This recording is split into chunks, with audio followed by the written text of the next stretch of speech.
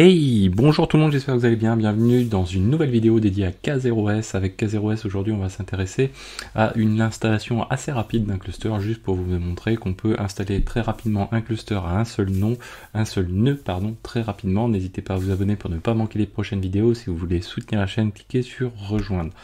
Alors, on va procéder à une installation. Donc, j'ai à côté donc une VM.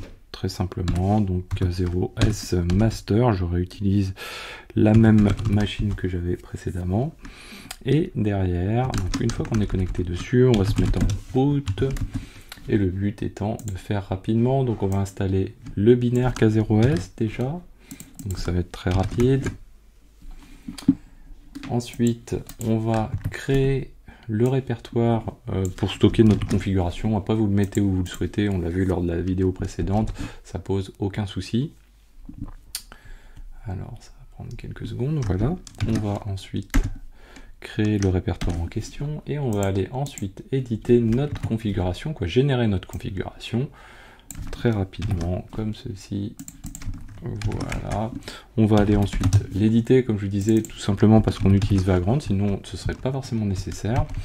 On va aller l'éditer, donc c'est aussi l'occasion pour ceux qui souhaitent rajouter des éléments avec du Helm ou autre, de venir faire des petites retouches, éventuellement changer le CNI par exemple, etc. Donc là on va venir juste rajouter notre IP. Et ensuite, donc on est prêt, donc on va utiliser cette fois-ci l'installation de contrôleur en mode single, c'est-à-dire que ça va être un contrôleur qui va également accepter d'être un worker. Donc on va l'installer, donc là il est prêt à être lancé, donc K0S start, donc ça va prendre quelques secondes. Donc si on fait un status aussitôt, il va pas répondre puisqu'il est en train de s'installer. Donc ça va prendre, alors voilà, déjà vous voyez que ça va quand même relativement assez vite. Derrière on va pouvoir faire un K0S kubectl get nodes. Donc là ça va prendre encore quelques secondes, le temps de le voir arriver. Donc il est en train de s'installer gentiment. Donc on peut regarder le status, donc on est sur une version 1.22.2.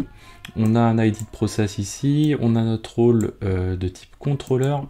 Et vous voyez que les workloads sont activés, ça veut dire qu'on va pouvoir installer des éléments dessus. Voilà, donc on a notre master qui est désormais présent, qui est en statut not ready. Et derrière, donc si on regarde, on va le suivre un petit peu, on peut faire un kubectl get pod sur le namespace kube system, puisque c'est de lui que dépend le statut ready principalement. Donc on va le voir, il est en train de créer, donc du coup, il a créé déjà donc le kube router, le kube proxy, il va nous rajouter les métriques et le core DNS, donc ça prend quelques secondes, voilà, on a quasiment tout de up maintenant, on attend encore quelques secondes pour avoir les métriques serveurs, ce qui va nous permettre de monitorer éventuellement kube et de retrouver des informations relatives au node. Donc là, vous voyez qu'il est déjà en statut running, il attend simplement le hit check qui va bien pour confirmer. Et donc si je fais un get nodes, je retrouve bien mon statut ready.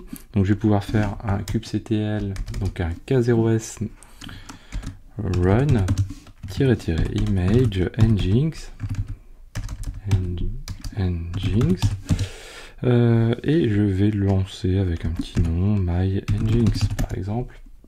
Donc on l'a créé, si je fais un kubectl, donc K0S kubectl get pod, donc là il est en cours de création, et là désormais il est running, parfait, donc j'ai mon cluster cube qui est fonctionnel, et ça m'a pris moins de 5 minutes pour l'installer, vous voyez.